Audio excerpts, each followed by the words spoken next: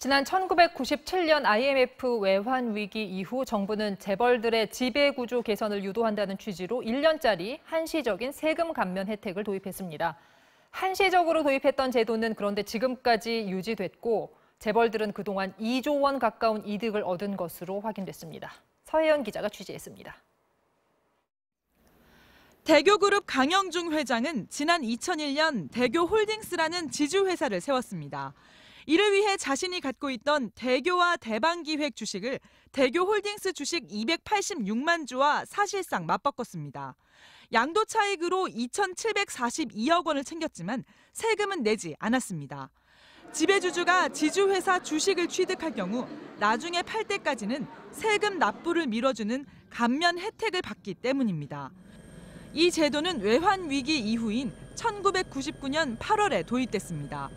순환출자 구조로 복잡하게 엮인 재벌의 지배구조를 지주회사 체제로 단순화하도록 개선을 유도하는 취지였습니다. 이듬해인 2000년 말까지가 기한이었습니다. 하지만 계속 연장됐습니다. 국세청에 따르면 제도가 처음 적용된 2001년엔 45명이 253억 원의 혜택을 받지만 20년 가까이 연장에 연장을 거듭하면서 90개 지주회사의 주주 432명이 무려 1조 9천억 원의 세금을 감면받은 것으로 집계됐습니다. LG와 SK, CJ 코오롱 등 지주회사로 전환한 재벌 대부분이 혜택을 받은 것으로 추정됩니다.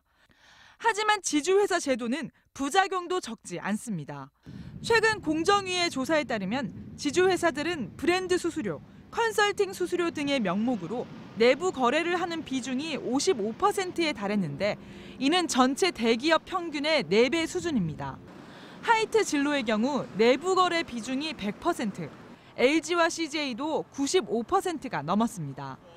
지주회사가 총수 일가의 지갑을 손쉽게 채우는 수단으로 악용되고 있는 셈입니다. 이 때문에 세금 감면 혜택도 재검토해야 한다는 주장이 제기됩니다. 세금 면제나 이자까지 덤으로 주는 이런 특혜는 재벌을 배불리게 하고 또한 경영권을 강화하고 세습하는 데 악용된다고 볼 수 있습니다. 공정위도 재벌 특혜라는 점은 인정합니다.